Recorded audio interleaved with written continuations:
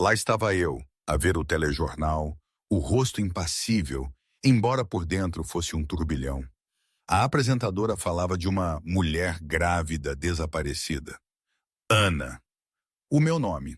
Eu, sentada num esconderijo algures no Alentejo, com a minha filha Clara a mexer-se suavemente na minha barriga. A ironia era cruel, mas o meu sorriso era gélido. Desaparecida? Não, não estava desaparecida. Estava cá a trabalhar, estava a saquear. E ele, João, aquele homem que um dia jurei amar, estava a cair direitinho na armadilha que eu própria tinha montado. Mas como é que cheguei a isto?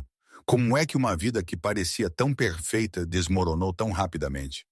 Aquele quarto de bebê, agora intocado, silencioso, as paredes num branco suave, quase sussurrante.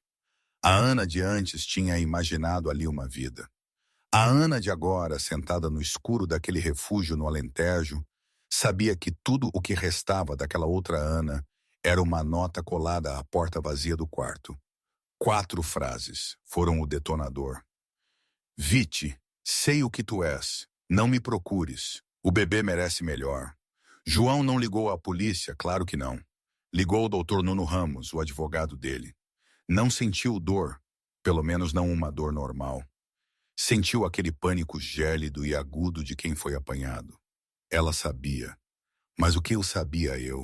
E quem tinha visto eu, no meio daquela bolha de ouro em Cascais? A nossa vida. Por fora, éramos o casal de ouro. Ele, João, era o CEO dinâmico, carismático da Inovações Pimentel, uma startup de tecnologia que tinha acabado de agarrar um contrato governamental gigantesco. Eu, a contadora forense brilhante, tinha abandonado a minha carreira para apoiar a dele. E agora, 7 meses grávida do nosso primeiro filho. A nossa casa espaçosa e moderna, toda vidro e betão polido, era um testemunho do nosso sucesso. Mas eu não tinha abandonado as minhas habilidades. Tinha apenas redirecionado-as. Durante 6 meses, um arrepio de pavor gélido cresceu no meu estômago, lado a lado com a Clara. Começou pelas pequenas coisas. Os telefonemas sussurrantes que o João atendia na varanda. As noites tardias no escritório. Aquele cheiro. Não, não era o meu perfume. Era algo diferente, mais pesado, almiscarado, de um perfume que não era o meu Chanel. Era a forma como ele se encolhia quando eu tocava no telefone. A forma como os olhos dele desviavam dos meus quando eu perguntava como tinha sido o dia. João, um mestre da manipulação psicológica, tinha uma desculpa para tudo. As chamadas eram negociações sensíveis. O cheiro era de uma reunião com clientes num cigar lounge. As minhas perguntas? Coisas da gravidez, Ana, estás a pensar demais. Ele coçava os meus pés inchados. Esta pressão é toda por ti, por nós, pela Clara. Mas eu tinha passado uma década a rastrear fraudes multimilionárias. Eu conhecia os padrões de um mentiroso. Eu conhecia o cheiro de um encobrimento. E foi numa terça-feira, ou talvez uma quarta, que a minha suspeita se tornou uma certeza física e nauseabunda. João tinha dito que voava para o porto para uma reunião de fusão de 24 horas, uma emergência de última hora. Beijou-me a testa, os lábios frios e disse-me para descansar. Pelo bebê. 3 horas depois, a Sofia, a minha melhor amiga, ligou, a voz animada. Olá, estou no café à Esplanada a apanhar aquele latte de lavanda ridículo que adoro. Acabei de ver o carro do João, o Tesla preto, no parque de estacionamento. Pensei que ele estava no porto. O meu sangue gelou. O café à Esplanada não era perto do escritório dele. Era um café discreto, de alta gama, numa parte isolada da cidade, conhecido pelas cabines privadas. Ah, sim, ele teve uma mudança de planos de última hora, consegui dizer, a voz a tremer um pouco. Está de encontrar-se com um investidor local. Esqueci-me de te dizer. Ah, ok. Queres que te leve um scone? Não, Sofia, eu tenho de ir. Desliguei, a mente a correr. Ele tinha mentido. Uma mentira descarada, facilmente descoberta. Ele estava a ficar desleixado. Ou simplesmente já não se importava. Agarrei nas chaves, ignorando a voz na minha cabeça que gritava que estava grávida de 7 meses e não devia conduzir assim, em pânico. Mas eu não estava em pânico, estava fria. Eu era uma cientista e aquilo era uma experiência. Eu só precisava de ver os dados por mim mesma. Estacionei do outro lado da rua do café à esplanada, o coração a bater como um martelo contra as costelas. Não tive de esperar muito. Ele saiu. Não com um investidor sisudo, mas com ela. Ela era, numa palavra, deslumbrante, alta, com pernas que pareciam intermináveis, num vestido verde floresta que se ajustava a cada curva. O cabelo dela era uma cascata de um loiro platinado impossível, e ela riu, inclinando a cabeça para trás, a mão dela a pousar no braço do João num gesto de posse íntima e casual. João estava radiante. Não era o marido cansado e estressado que eu via em casa. Era o homem vibrante e charmoso por quem eu me tinha apaixonado. Ele inclinou-se, sussurrou algo, e a mulher riu de novo. Sentia a traição como um golpe físico roubando-me o ar dos pulmões. Observei-o entregar-lhe um envelope grande e grosso de papel pardo. A mulher pegou nele, guardando-o numa pasta de cabedal de aspecto caro. Parecia uma transação, um pagamento. E então a mulher fez algo que estilhaçou a minha última defesa. Pôs-se em bicos dos pés, beijou o João na boca, um beijo longo e demorado, e depois foi para um Maserati prateado e elegante, estacionado a 2 vagas do Tesla do João. Fiquei congelada enquanto ambos os carros arrancavam e seguiam em direções opostas. Fixei o espaço vazio onde estiveram, a minha visão turva. Não era apenas uma suspeita, era um facto, era uma mulher, era um beijo, era um envelope. Conduzi para casa num torpor, o mundo a inclinar-se.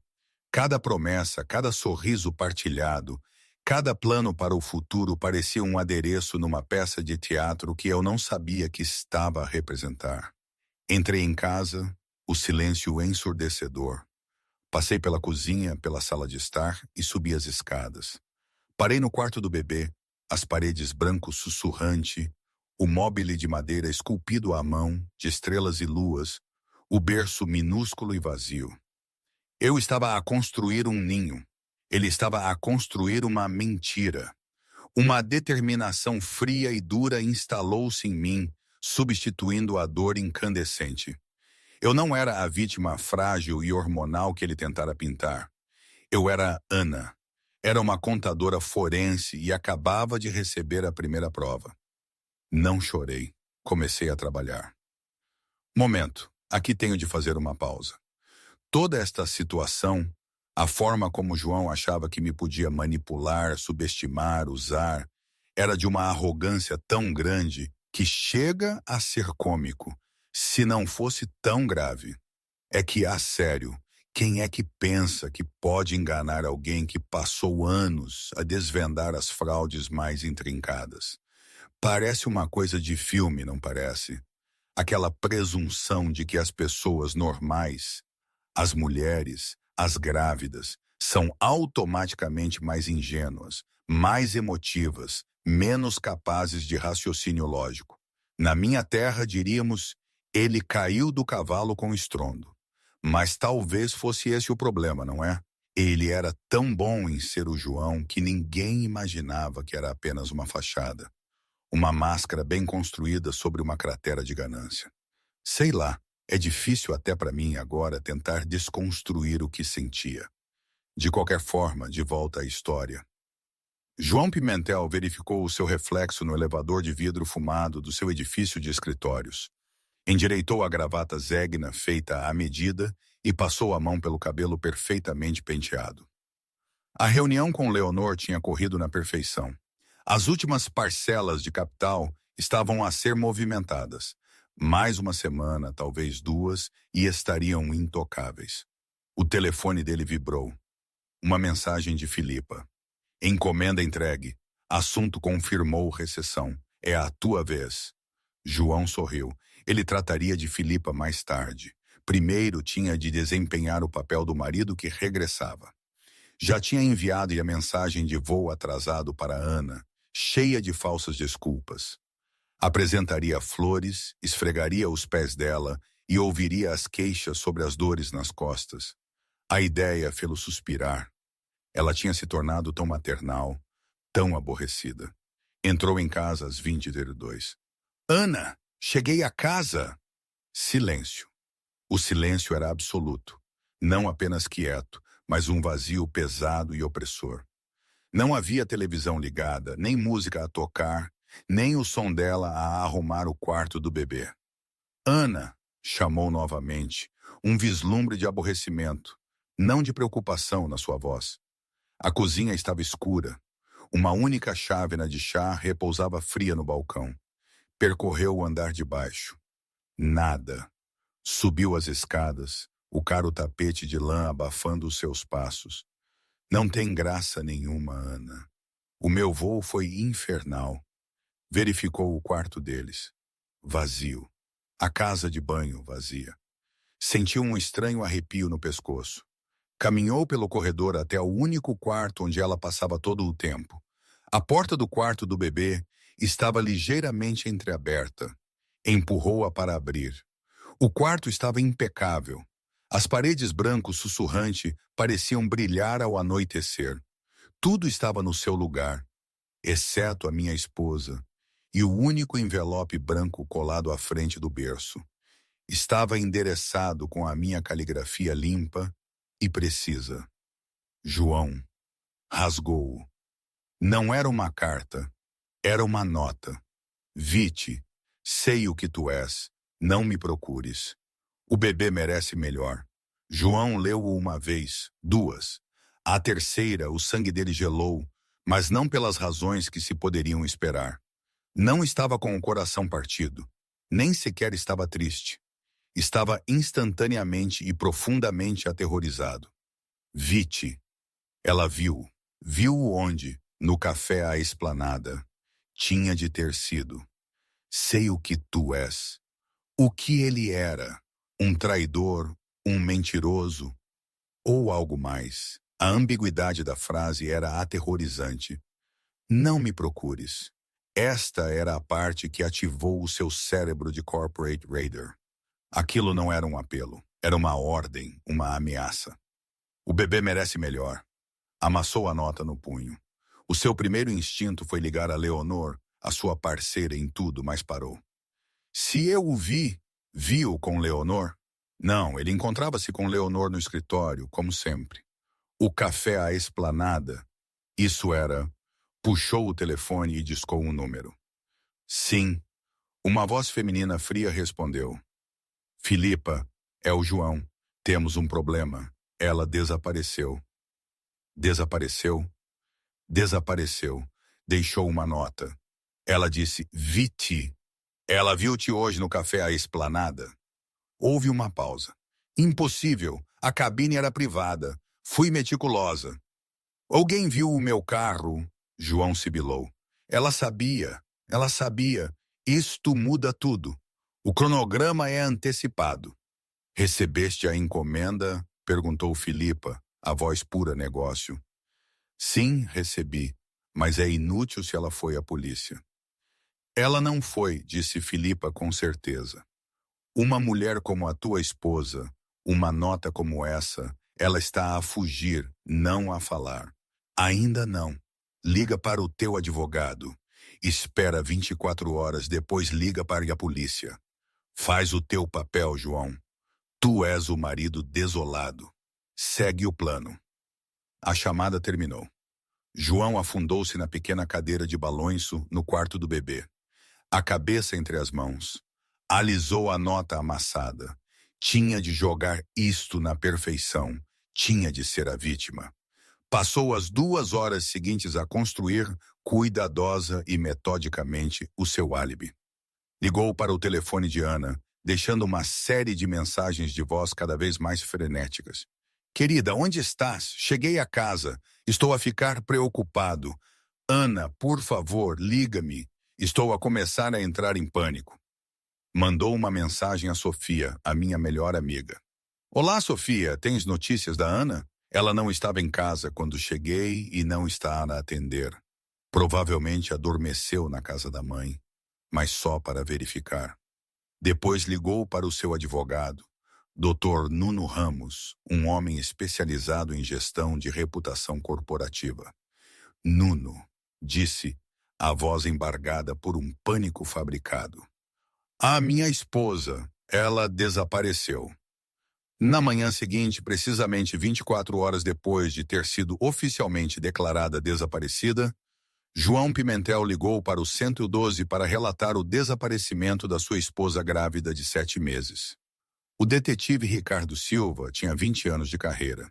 Já tinha visto de tudo e odiava casos domésticos, especialmente casos domésticos de ricos. Eram sempre confusos e os maridos eram sempre um pouco demasiado polidos. João Pimentel era demasiado polido. Ricardo estava na sala de estar imaculada, a beber um café morno de uma garrafa térmica. João estava no sofá, com a cabeça nas mãos, mas o seu fato de 5.000 euros nem sequer estava amarrotado. Os seus olhos estavam vermelhos, mas Ricardo sabia como fingir isso. Basta esfregar os olhos com força suficiente. Senhor Pimentel, Ricardo disse, a voz grave. Vamos rever isto de novo. Chegou à casa de uma viagem de negócios às 20 horas. Encontrou esta nota. Ele levantou a nota agora num saco de provas e esperou 24 horas para nos ligar. O meu advogado, Dr. Nuno Ramos, João gaguejou. Ele disse que uma vez que ela deixou uma nota, ela não estava desaparecida, estava voluntariamente ausente. Ele disse que ela estava grávida e hormonal e provavelmente apenas num spa ou na casa da mãe dela, e que chamar a polícia apenas criaria pânico. Mas eu não podia esperar mais. A minha esposa grávida desapareceu. Os olhos de Ricardo estreitaram-se. Ramos, claro, o tubarão. Hormonal. Ricardo repetiu, a voz inexpressiva. Certo. A porta da frente abriu-se com violência e uma mulher irrompeu, o rosto pálido e manchado de lágrimas. Onde está ela, João? O que é que fizeste? Esta era a Sofia, a minha melhor amiga. Ela passou por um oficial uniformizado e parou mesmo à frente de João, o dedo a espetar-lhe o peito. Sofia, por favor, disse João, pondo a sua cara de luto. Não me venhas com Sofia, por favor, seu monstro, gritou ela. Ela ligou-me. Estava aterrorizada contigo. Ela sabia que estavas a trair. O ar na sala ficou parado. Ricardo olhou para João. Isso é verdade, senhor Pimentel. Estava a trair a sua esposa grávida? Não, disse João, demasiado depressa. Isso é ridículo. A Ana estava... Ela não era ela mesma. As hormonas, a gravidez, ela estava paranoica. Andava a acusar-me há meses. Ela não estava paranoica, gritou Sofia, as lágrimas a escorrer-lhe pelo rosto. Ela é uma contadora forense. Ela via padrões e ela viu-te. Seu mentiroso. Ela disse-me que ia deixar-te. Estava apenas à espera que o bebê nascesse. Sofia, não estás a ajudar, disse João, a voz a ficar fria. A máscara estava a escorregar. Ah, eu não estou a ajudar-te, Sofia cuspiu. Estou a ajudar a Ana, detetive. Verifique os álibis dele. Verifique o telefone dele. Ele tem andado a mentir-lhe há 1 ano. E verifique a irmã dela, Leonor. Leonor Fonseca. Ela é a CFO dele.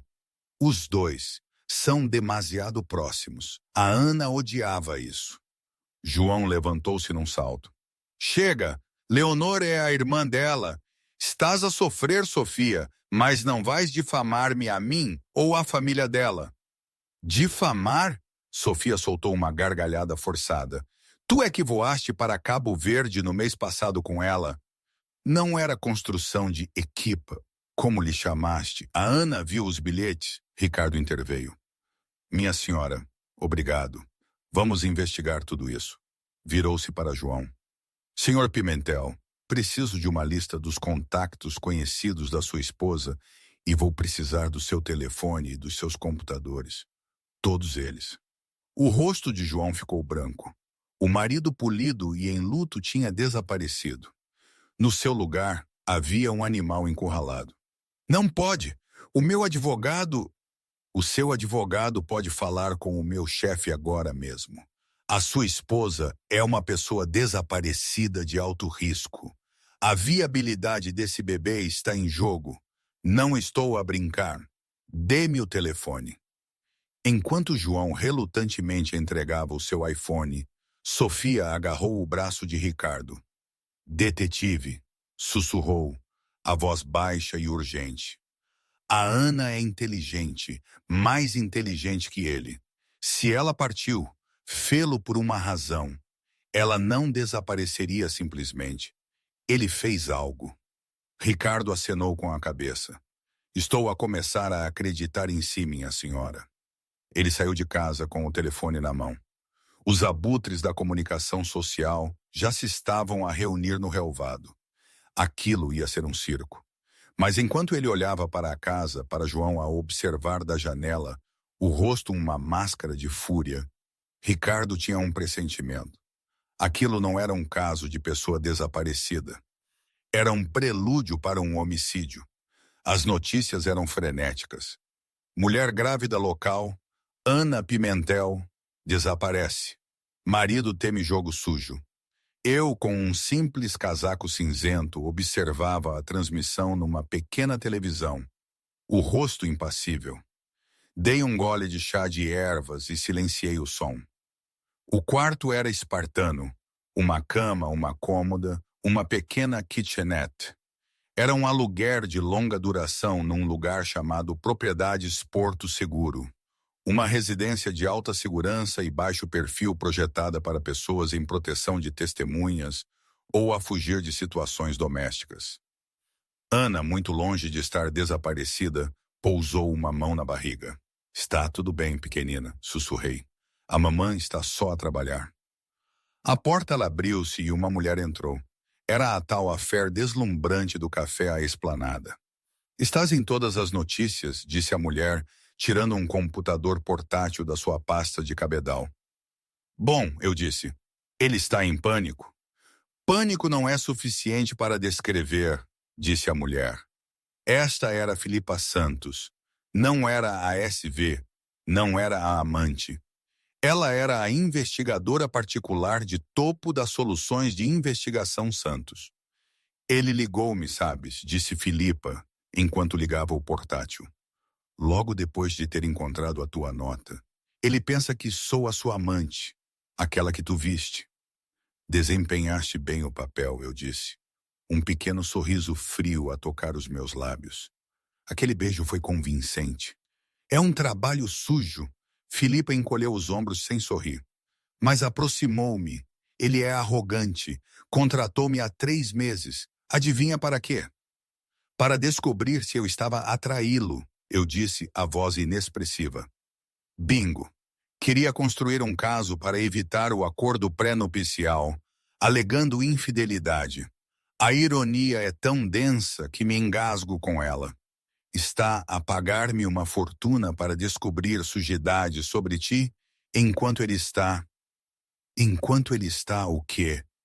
Eu perguntei, os meus olhos aguçados. Esta era a parte crucial, o flashback para a verdadeira história. Eu não tinha apenas suspeitado de um caso. Eu sabia. Tinha colocado um rastreador no carro dele meses antes. Tinha visto os débitos da Fidelidade Global Financeira, um banco em Cabo Verde. Eu sabia que ele estava a movimentar dinheiro, o nosso dinheiro, dinheiro da empresa. O caso era uma distração. O verdadeiro crime era o desvio de fundos. Não podia ir à polícia. João era o Golden Boy. Ele pintaria-me como a esposa grávida e histérica. Tinha de arranjar provas. Provas sólidas irrefutáveis, mas eu não conseguia chegar perto o suficiente. Ele tinha me bloqueado o acesso às nossas finanças, à empresa dele. Então, um milagre. Verifiquei o histórico do navegador dele.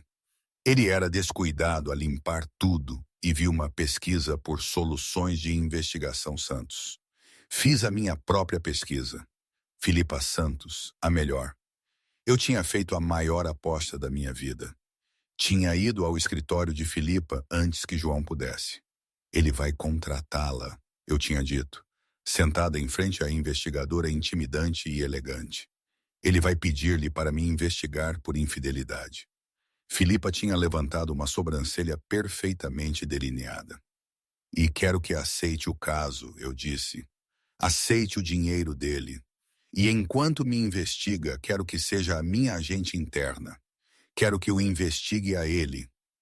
Isso é um conflito de interesses, senhora Ana, tinha dito ela. É uma convergência de interesses, eu corrigi. Vou pagar o dobro do seu cachê. Ele está a atrair-me, mas não é isso que me importa. Ele é um criminoso. Está a desviar fundos da própria empresa a Inovações Pimentel. E tenho a sensação de que o caso é apenas a cobertura. E quem é a Affair? Perguntou Filipa. A minha voz falhou pela primeira vez.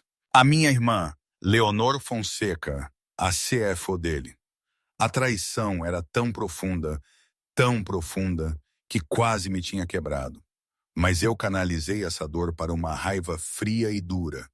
Filipa, que já tinha visto a sua quota parte de canalhas, aceitou o caso. Isto é altamente irregular, disse ela. Adoro. Então Filipa desempenhou o seu papel. Deixou João contratá-la. Alimentou-o com relatórios inúteis sobre mim. A cliente foi ao yoga pré-natal. A cliente almoçou com Sofia. Enquanto isso, ela usava o acesso que João lhe dava para ser os meus olhos e ouvidos. A reunião no Café à Esplanada não foi um encontro romântico. Foi a entrega final. Ele pensa que sou a sua aliada, disse Filipa de volta à casa de segurança. Ele pensa que o envelope que lhe dei, que lhe disse ser a prova de que ele precisava contra ti, era o único. Ele não tem ideia sobre o que ele me deu. Ela tocou no envelope de papel pardo que João lhe entregara no café. Então, o que é que ele te deu? Eu perguntei. Ele é mais burro do que eu pensava, disse Filipa. Ele pensa que sou apenas uma investigadora particular. Ele não sabe que a minha experiência é em forense digital. Pediu-me para proteger alguns ficheiros para ele. Ele pensa que sou a sua cúmplice. Ele deu-me um disco rígido. Um disco rígido? Contém o livro razão completo da contabilidade offshore da fidelidade global financeira. Cada transferência, cada data e o melhor de tudo. O sorriso de Filipa era lupino. Tem o nome do seu co-conspirador, aquele que o ajuda a movimentar o dinheiro de dentro da Inovações Pimentel. Prendi a respiração. A minha irmã, Leonor Fonseca, assinada e datada em cada autorização de transferência. Soltei a respiração que prendia há 1 ano. Ele está arruinado. Os dois estão, Filipa corrigiu. A tua nota foi genial. Mandou-o para um tailspin. Ele está focado na Affair e na esposa desaparecida, tal como tu previste. Nem sequer está a pensar no dinheiro. Levantei-me e caminhei até a janela, olhando para a parede de tijolos anônima do edifício ao lado.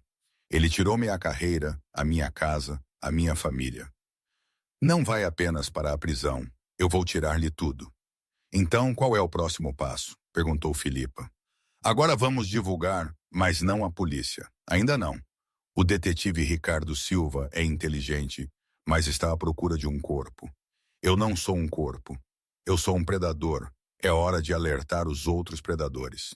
Virei o rosto, uma máscara de ferro. Envia o ficheiro completo anonimamente para a Comissão de Mercado de Valores Mobiliários, CMVM. A investigação da CMVM moveu-se com uma velocidade assustadora. Uma denúncia anônima contendo uma carga de dados meticulosamente organizada aterrou na mesa de um agente sênior. Em 48 horas, um congelamento silencioso foi colocado em todos os bens relacionados com a Inovações Pimentel e a fidelidade global financeira. João Pimentel descobriu quando o seu cartão corporativo foi recusado num posto de gasolina. Ele estava a desmoronar-se. A polícia era uma presença constante. O detetive Ricardo Silva tinha estado em casa dele, no seu escritório, a falar com o seu pessoal. A comunicação social estava acampada no seu relvado, transmitindo a sua cara de marido em luto para o mundo. E Sofia, aquela miúda incrível, estava em todos os canais de notícias locais a falar sobre o quão controlador e manipulador ele era. Mas isto era novo. Ele estava sentado no seu Tesla, a mensagem de pagamento recusado a queimar no ecrã. Tentou o seu cartão pessoal. Recusado.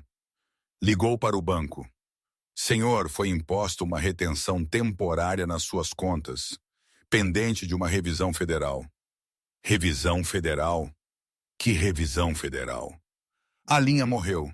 Ele acelerou, não para a sua casa, mas para o escritório. Passou pela sua assistente e irrompeu pelo único escritório que tinha evitado.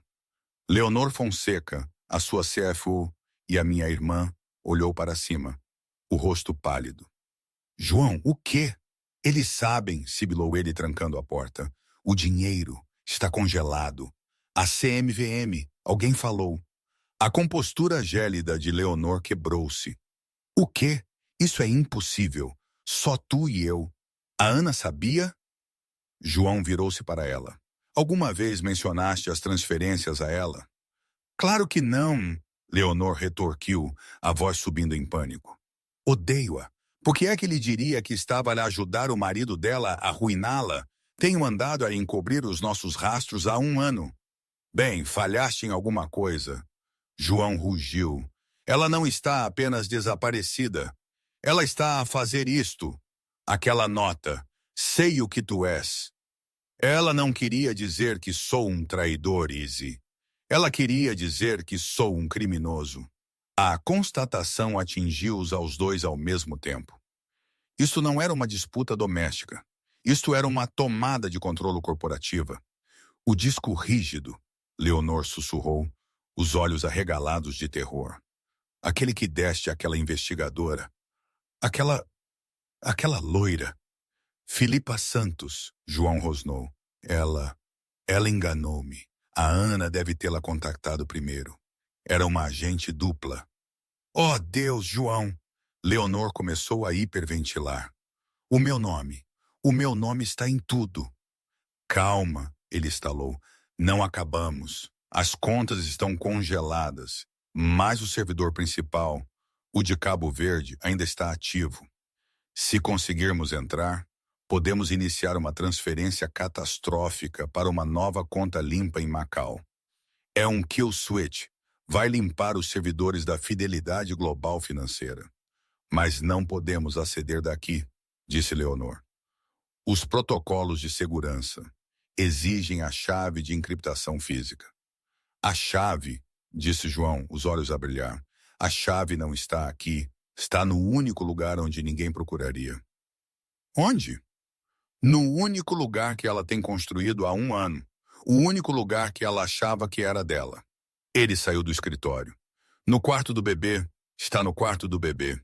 Ele tinha sido tão esperto. Quando eu tinha insistido num purificador de ar de última geração para o quarto do bebê, ele tinha cedido. Compara o Everest Pure Air 5000, um modelo topo de gama. O que eu não sabia era que ele o tinha esvaziado. Lá dentro, depois do filtro, havia um pequeno cofre de alta segurança. E dentro desse cofre estava a pendrive, física contendo as chaves de encriptação de todo o império offshore. Era a única cópia. Ele pensara que era poético. O meu ninho estava construído em torno do seu maior segredo.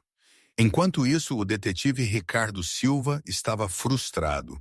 Tinha 99% de certeza de que João Pimentel era um assassino, mas não tinha corpo. Tinha o meu telefone que eu tinha deixado para trás, um movimento clássico de fugitivo. Tinha o telefone de João que estava limpo, demasiado limpo.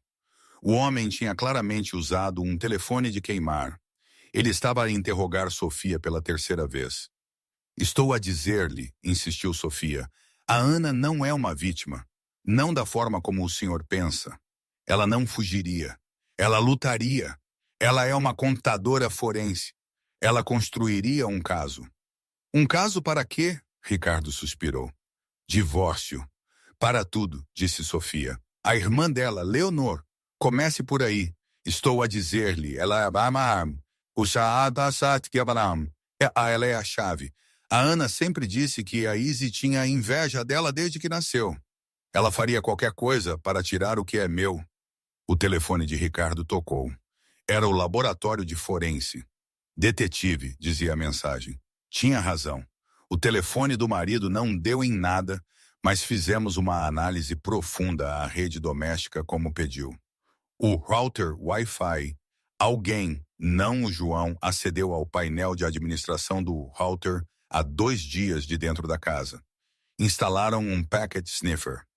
O que significa isso? Ricardo perguntou, sentando-se direito. Significa que estão a observar todo o tráfego de internet dele, cada toque no teclado, cada site que ele visita, e o sniffer está a encaminhar todos esses dados para um IP seguro e remoto.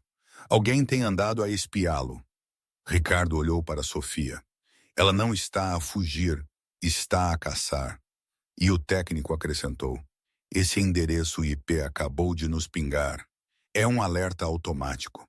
Está a reencaminhar um novo pacote de dados neste momento.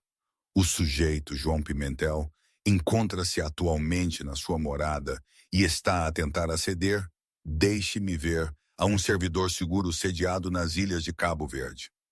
Ricardo pôs-se de pé. Ele está na casa, está a destruir provas. Arranjem-me 2 unidades, agora! João e Leonor atravessaram a casa a correr. Os meios de comunicação no relvado apressaram-se enquanto o Tesla de João subia a rampa da garagem. O carro de Leonor logo atrás. Ignorem-nos! Gritou João, abrindo a porta da frente. Subiram as escadas para o quarto do bebê. O quarto estava tal como ele o tinha deixado. Quieto, calmo e à espera. O purificador, disse ele, movendo-se em direção ao obelisco branco de alta tecnologia no canto. João, a polícia! Disse Leonor, espreitando nervosamente pela janela. Um carro! Acabou de parar! É só a comunicação social. Anda cá e fica de olho na porta. João afastou o purificador da parede, destrancou um painel escondido, contornou o filtro e acedeu ao pequeno cofre digital. Digitou o seu código. O cofre abriu-se com um clique. Lá dentro, repousando em veludo preto, estava uma pequena e elegante pendrive USB. Consegui, suspirou ele. Graças a Deus, disse Leonor, o alívio inundando o seu rosto. Agora para o meu portátil no meu escritório. Correram para o escritório dele, o centro nevrálgico da sua operação. Ele bateu a porta, sentou-se à secretária e ligou a pendrive. Leonor pairava sobre o seu ombro, a esfregar as mãos. Ok, disse ele, os dedos a voar. Estou dentro.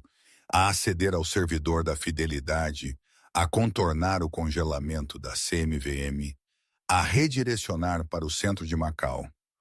Uma série de janelas de código piscaram no seu ecrã. Anda, está a funcionar, Leonor sussurrou. A barra de transferência está a mexer-se. Mais alguns segundos, disse João, um sorriso triunfante e feio espalhando-se pelo seu rosto. Vai tudo embora. Tudo. Eles não ficam com nada. Ela não fica com nada. Bip, bip. Uma nova janela surgiu no seu ecrã. Era vermelha. Acesso negado. Integridade do ficheiro comprometida. Bloqueio do sistema iniciado. O quê? João gritou.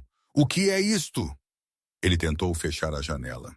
Não fechava. Tentou puxar a pendrive USB. O sistema não a ejetava. Um novo ficheiro apareceu no seu ambiente de trabalho. Um ficheiro de vídeo. Tinha o nome Uma Mensagem para João. Não cliques! Leonor gritou, mas ele já tinha clicado. O ecrã piscou e apareceu um rosto. Era o meu. Eu não estava num porão escuro e úmido. Não estava num spa. Estava num quarto limpo e bem iluminado. Parecia saudável. Parecia poderosa. Olá, João, a minha voz disse, clara e fria. Olá, Izzy. Surpreendidos por vos ver juntos. Eu não estou. Leonor soltou um pequeno guincho aterrorizado. Vocês provavelmente estão a perguntar se o que está a acontecer. Eu continuei, como se estivesse a falar do tempo. Vês, João, tu ensinaste-me muito sobre segurança. Enquanto estavas ocupado a construir o teu império de mentiras, eu estava apenas a estudar. O vídeo dividiu-se. De um lado, eu. Do outro lado, uma transmissão ao vivo deles no escritório, naquele exato momento. Uma pequena webcam, escondida no monitor, estava a olhar diretamente para eles. Essa pendrive USB, eu disse, era uma isca. Uma isca muito cara, muito óbvia.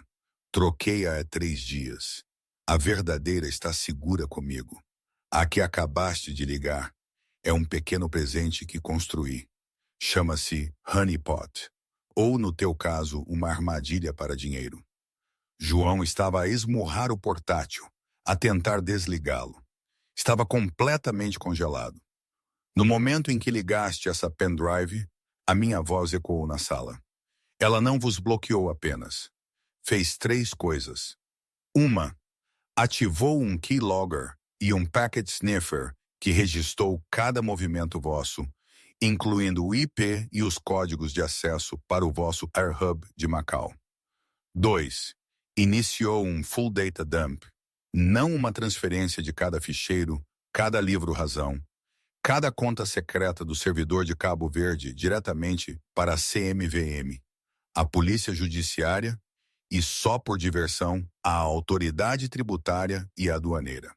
E 3. Eu inclinei-me perto da câmara, os olhos a perfurá-los. Enviou a vossa localização exata em tempo real, juntamente com uma cópia de toda a vossa empresa criminosa, ao meu novo amigo, detetive Ricardo Silva. Como que por um sinal, o som de um ariete abriu a porta da frente. É a polícia! Temos um mandado! Mãos no ar! Leonor soltou um longo e penetrante lamento. João apenas olhou, estupefacto, para o rosto da sua esposa no ecrã. Vês, João? Eu disse, a voz baixando para um sussurro. Tinhas razão. O bebê merece melhor, e eu também. Não te vi com a tua affair. Vi-te com a minha investigadora. Não sabia o que tu eras. Sabia o que tu eras, e a nota. Aquilo não era um adeus. Um pequeno sorriso frio brincava nos meus lábios. Era uma confissão. A tua. O ecrã ficou preto. A porta do escritório abriu-se com violência e o detetive Ricardo Silva estava lá, com a arma em punho. João Pimentel, Leonor Fonseca, estão presos por fraude, desvio de fundos e conspiração. Enquanto era algemado, João olhou para o ecrã em branco do portátil. Todo o seu império, toda a sua vida, reduzida a um espelho preto. Ele estivera tão ocupado a olhar para trás que nunca percebeu que a pessoa de quem deveria ter tido medo era a mulher grávida a dormir ao seu lado.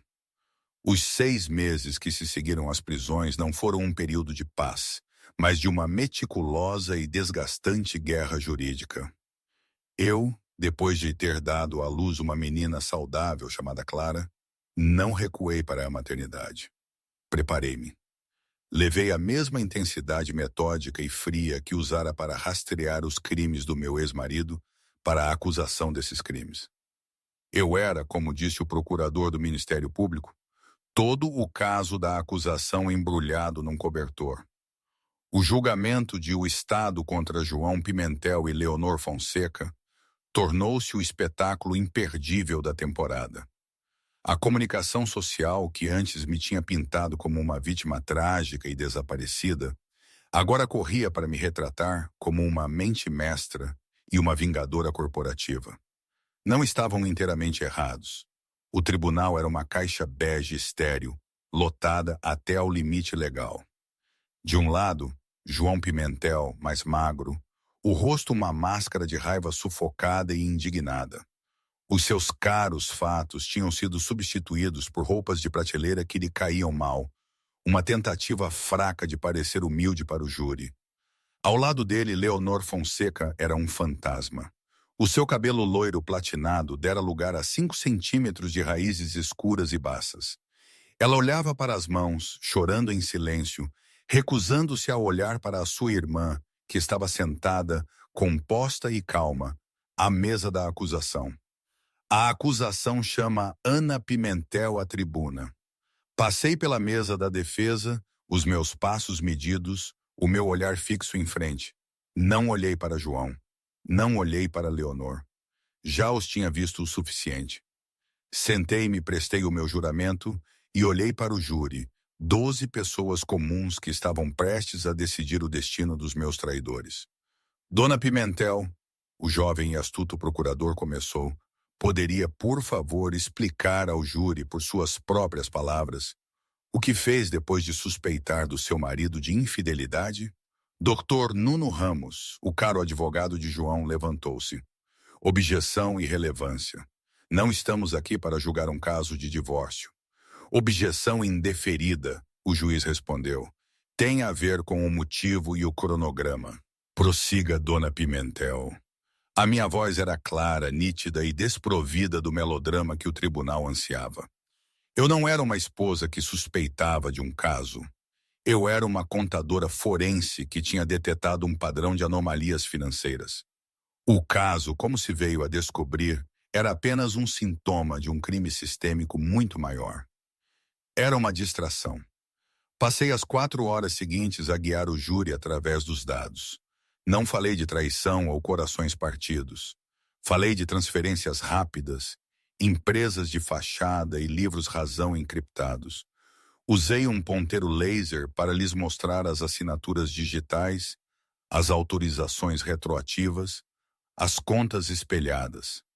Mostrei-lhes com clareza condenatória como João e Leonor tinham sistematicamente desviado mais de 70 milhões de euros da Inovações Pimentel, grande parte deles ligada a contratos governamentais sensíveis. Então, vem, concluí, virando-me para o júri. Isto não era sobre um casamento desfeito. Isto era sobre uma violação da segurança nacional, facilitada pela ganância e encoberta por uma cortina de fumo de felicidade doméstica. O ar era elétrico, mas Dr. Nuno Ramos viu uma abertura. Aproximou-se da tribuna para o seu cross-examination, o rosto uma máscara de falsa simpatia. Dona Pimentel, ele começou, a voz escorrendo com descendência. Essa foi uma história notável, uma história de uma mulher desprezada, não diria. Eu diria que é uma história de extorsão, respondi eu, sem pestanejar. Estava grávida de 7 meses. As suas hormonas... Ele zombou. A palavra deve ter sido esmagadora. Não é verdade que, pela admissão da sua própria melhor amiga, estava paranoica e obcecada com o seu marido? Eu estava obcecada com a verdade, eu disse. A minha gravidez é irrelevante. A minha profissão, não. Não trabalhava há 2 anos. Era uma dona de casa. Não é verdade que contratou uma investigadora particular, uma senhora Filipa Santos, para prender o seu marido, para fazer o papel de amante, para plantar provas? Retive a senhora Santos. Sim, disse eu calmamente. Depois de ter descoberto que o meu marido já a tinha contratado para fabricar um caso de infidelidade contra mim, para anular o nosso acordo pré-nupcial. Simplesmente ofereci-lhe uma contraproposta mais convincente e verdadeira. Quanto à armadilha, Sr. Ramos, não se pode prender alguém por cometer um crime que já comete há 2 anos. Só se lhes pode dar as ferramentas para se exporem. Então, encenou o seu próprio desaparecimento. Ele trovejou. Deixou uma nota histérica e emocional. Mentiu à polícia. Desperdiçou milhares de recursos públicos, tudo por esta vingança teatral. Objeção! O procurador gritou. Vou permitir, disse o juiz, inclinando-se para a frente. Responda à pergunta, Dona Pimentel. Inclinei-me para o microfone. Não menti, senhor. Parti. Afastei-me e ao meu filho ainda por nascer de uma situação perigosa e volátil. Deixei uma nota para o meu marido que era, sob juramento, 100% verdadeira. E não desperdicei recursos policiais. Entreguei ao detetive Ricardo Silva um caso que estava 99% completo. Os teatros, como lhes chama, foram a única forma de fazer com que um homem como João Pimentel, um homem que acredita estar acima de todas as leis, cometesse um erro. Foi a única forma de o fazer cair na armadilha que ele próprio tinha montado. A armadilha? Ramos escarneceu. E que armadilha era essa? O disco rígido, aquele que admite ter plantado no cofre do quarto do bebê. Senhor Ramos, eu disse, um pequeno sorriso frio a tocar os meus lábios. O meu marido não foi preso por causa do disco rígido que plantei. Foi preso porque, enquanto toda a sua vida estava a implodir, o seu primeiro e único instinto foi correr para o seu escritório com a sua co-conspiradora para aceder a uma conta offshore, ilegal, multimilionária. Foi preso porque a sua ganância era mais poderosa do que o seu bom senso. Eu não o prendi. Apenas iluminei as grades de uma jaula que ele tinha andado a construir para si próprio durante anos. Ramos ficou em silêncio. Não tinha mais perguntas. O golpe devastador final veio no dia seguinte. A acusação exibiu o vídeo completo, aquele capturado pela webcam no monitor do escritório de João, acionado pela pendrive USB Honeypot. O júri observou com horror a forma como as duas pessoas mais poderosas da Inovações Pimentel, o carismático CEO e a brilhante CFO, se dissolveram em pânico animalista. Viram João esmurrar os punhos, viram Leonor hiperventilar, ouviram-no gritar, ela está a fazer isto! Aquela está a levar tudo! Ouviram o lamento estridente de Leonor. O meu nome está em tudo. E depois viram o ecrã dividido enquanto a minha mensagem pré-gravada era reproduzida, explicando em detalhes frios e precisos exatamente como eles se tinham acabado de destruir. O vídeo terminou e o tribunal ficou em silêncio. O júri deliberou por menos de 1 hora. Pela acusação de conspiração para cometer fraude eletrônica, culpado. Pela acusação de desvio de fundos, culpado. Pela acusação de lavagem de dinheiro, culpado. 24 acusações no total. Culpado, culpado, culpado. Leonor Fonseca desabou numa pilha de ossos e teve de ser levada da sala do tribunal pelos baifes. João Pimentel não se mexeu. Limitou-se a olhar não para o juiz, não para o seu advogado, mas para mim. O seu rosto já não estava zangado. Estava pela primeira vez vazio. Ele viu-me verdadeiramente, não como sua esposa, não como uma posse, mas como a arquiteta da sua aniquilação. Era um olhar de choque puro e não adulterado. Ele estivera tão ocupado a construir a sua própria lenda que nunca lera a letra miúda. Levantei-me, ajustei a lapela do meu blazer e saí da sala do tribunal sem olhar para trás nem uma única vez. A colheita do karma foi brutal e rápida. João Pimentel, como líder e violador de contratos governamentais, foi sentenciado a 20 anos numa prisão federal de segurança média. Leonor Fonseca, pela sua cooperação após o veredicto de culpado, uma tentativa desesperada de se salvar em última instância, recebeu 12. A Inovações Pimentel foi dissolvida. Os seus ativos foram apreendidos pelo governo para pagar os contratos que tinha defraudado. O reluzente edifício de vidro e aço foi lacrado. A marca Pimentel era agora sinônimo de desgraça. Dr. Nuno Ramos foi posteriormente investigado pelas suas táticas de gestão de reputação corporativa que contornavam a linha de obstrução de testemunhas. Vi a minha irmã pela última vez numa área de custódia de transporte estéril, antes de ela ser enviada para a prisão. Eu tinha pedido a reunião. Leonor sentou-se atrás do vidro grosso, o rosto inchado e pálido, as mãos algemadas. "Por que estás aqui?" Leonor sussurrou, a voz rouca. "Para me gabar, para me ver sofrer." "Não," eu disse, a voz suave. "Estou aqui para entender. Éramos irmãs." Leonor soltou um som, uma tosse seca e rouca que quase foi um riso. "Irmãs. Era sempre a brilhante, a bonita, a favorita da mãe e do pai. Tiveste a carreira de sucesso. Tiveste-o a ele. Ele era o meu marido, Izzy. E eu era a CFO dele?" Ela gritou, batendo as mãos algemadas na mesa. "Fui eu que fiz aquela empresa funcionar. Construí os modelos financeiros. Garanti o financiamento. Ele viu-me. Ele disse-me que eu era a brilhante. E ele disse-me que, contigo fora do caminho, podíamos ser. Ele usou-te, Izzy." Eu disse, a tragédia de tudo finalmente a assentar em mim. "Ele usou a tua inveja. Usou o teu talento. Usou-me para construir a empresa dele e usou-te para roubá-la. Éramos apenas duas ferramentas diferentes na caixa dele. Ele amava-me." Leonor sussurrou, uma lágrima a escorrer-lhe pela bochecha. "Não amava," eu disse, levantando-me. "Ele não ama ninguém, nem a si próprio. Ele só ama a ideia de vencer. E no fim, é isso que ele vai ter. Uma recordação de 20 anos de que perdeu. Adeus, Leonor."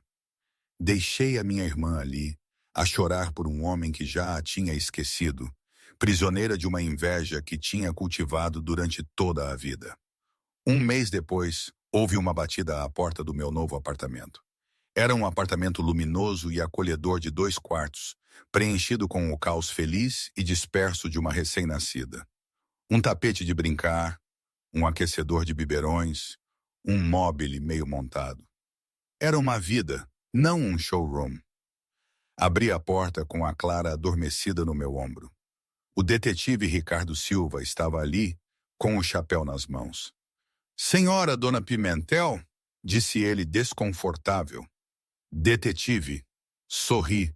"Por favor, entre. Quer beber algo? Bem, tenho água ou leite de fórmula." "Água está bem, obrigado."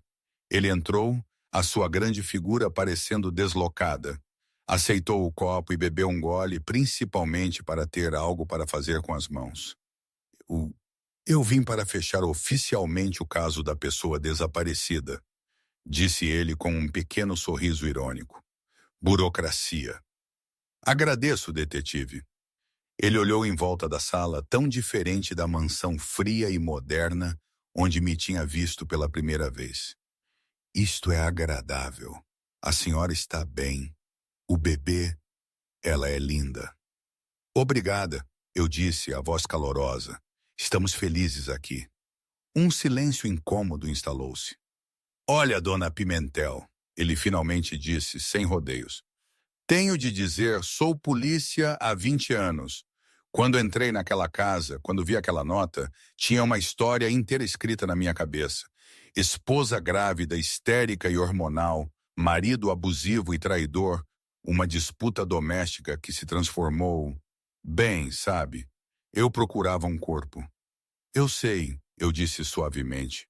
"Eu procurava uma vítima," ele continuou. "Mas a senhora nunca foi uma vítima, foi? A senhora foi uma predadora do caraças. Foi a investigadora principal. Conduziu a sua própria operação secreta. Cometeu, sei lá, pelo menos uma dúzia de infrações puníveis. Invasão de domicílio na sua própria casa, manipulação de provas, obstrução. A senhora tem sorte de o Ministério Público ter sido tão grato." Eu era uma mãe, detetive. Eu disse, os meus olhos encontrando os dele. Não era uma vigilante. Eu estava a proteger a minha filha. Não podia ir à polícia. Não tinha provas concretas. Eu era uma esposa grávida hormonal, lembra-se? João teria me enterrado no tribunal. Teria me pintado como instável e levado a minha filha. A única forma de vencer era deixá-lo pensar que estava a vencer. A única forma de obter justiça era deixá-lo expor-se a si mesmo. Ricardo acenou lentamente. Aquela nota? Ainda penso naquela nota. Ele puxou uma cópia amassada do bolso, aquela do arquivo de provas. É a parte que me fascina. Disse que era perfeita. A senhora não estava a lhe explicar por que estava a ir embora. Estava a lhe explicar por que estava a ficar para lutar. Estendi a mão e toquei no papel. Foi a coisa mais verdadeira que alguma vez escrevi. Disse VT. Ele pensou que me referia a affair. Eu queria dizer que vi o verdadeiro ele. As folhas de cálculo, as contas. Offshore, o sociopata. Sei o que tu és. Ele pensou que me referia a um traidor. Eu queria dizer um criminoso federal. Não me procures. Ele pensou que eu era uma pessoa desaparecida. Eu estava a dizer-lhe, não encontrarás a mulher fraca e quebrada que pensaste que eu era. Ela desapareceu. O bebê merece melhor. Ele pensou que era uma ameaça. Não era. Era um plano de negócios, uma promessa, o princípio orientador para tudo o que fiz a seguir. Ricardo guardou a nota de volta no bolso. Olhou para o bebê a dormir nos meus braços. Bem, dona Pimentel, parece que o bebê ficou melhor. Foi uma honra, de uma forma estranha e assustadora, estar no seu caso. Ele sorriu. Não o faça nunca mais. Eu planeio uma vida muito, muito aborrecida, detetive. Duvido, disse ele acenando com o chapéu. Duvido muito. 6 meses depois, o parque estava dourado com o sol do fim da tarde. Sentei-me num banco, balançando suavemente um carrinho. A Clara arrulhava, as suas pequenas mãos a alcançar um brinquedo de madeira. Sofia sentou-se ao meu lado, entregando-me um latte. Ok, então, Fonseca e Benson, soluções financeiras. Temos a certeza sobre o nome. Ri, um riso fácil e verdadeiro que alcançou os meus olhos. É perfeito, a ironia é deliciosa. Usar o nome da tua irmã, aquela que tentou arruinar-te? Estou a recuperá-lo, eu disse dando um gole. É um lembrete de que um nome é apenas um nome. É o que fazes com ele que importa. Além disso, Pimentel e Benson soava demasiado doméstico. Sofia revirou os olhos. Então, a nossa primeira cliente, a dona Duca, mordeu o isco? Ela não é isco, Sofia, eu disse, embora estivesse a sorrir. Ela é uma mulher numa má situação. O marido dela dá-lhe 200 euros por semana enquanto ele esconde bens num fundo fiduciário. Ele é muito parecido com o João, só que mais burro. Então estás a ajudá-la a montar a sua própria honeypot. Estou a ajudá-la a realizar uma auditoria financeira. Corrigi eu. Pro bono. Estou a ensiná-la a ler um extrato bancário, a identificar uma empresa de fachada e a construir um caso para o seu advogado. Eu não sou uma vigilante, eu disse ecoando as minhas palavras ao detetive Ricardo Silva.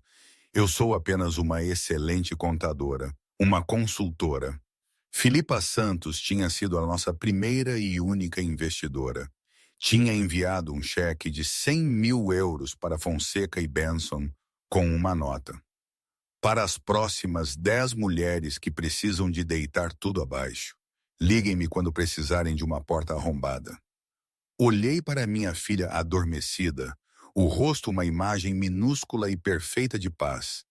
Pensei na vida que tinha tido, a casa de vidro, os carros Gauss, o homem oco com quem tinha sido casada. Tudo era tão barulhento. Isto era melhor. Isto era real. Eu tinha desaparecido? Sim. Tinha visto o meu marido com a sua affair deslumbrante, e naquele momento tive uma escolha. Desmoronar ou calcular. Escolhi calcular. A nota tinha sido a chave. Não era uma explicação do meu desespero. Era a fatura da sua traição. Não era o fim da minha história. Era a frase de abertura da minha vida real. Eu não tinha sido uma donzela em apuros. Tinha sido uma contadora forense e tinha acabado de iniciar a auditoria mais importante da minha vida. Eu tinha equilibrado as contas. E finalmente, depois de tudo, a minha vida, pela primeira vez, estava verdadeira e demonstrativamente no azul. No fim, a nota não era um documento de uma vítima. Você era a primeira página de um manifesto. Não desapareci simplesmente. Executei uma retirada tática impecável. Provei que a pessoa mais perigosa não é aquela que grita, mas aquela que se prepara, aquela que observa e aquela que entende que a informação é uma arma. E hoje? Não sei.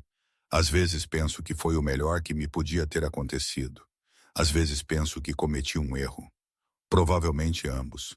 É assim a vida, não é? Nada é inequívoco. Nada é perfeito. Mas é a minha.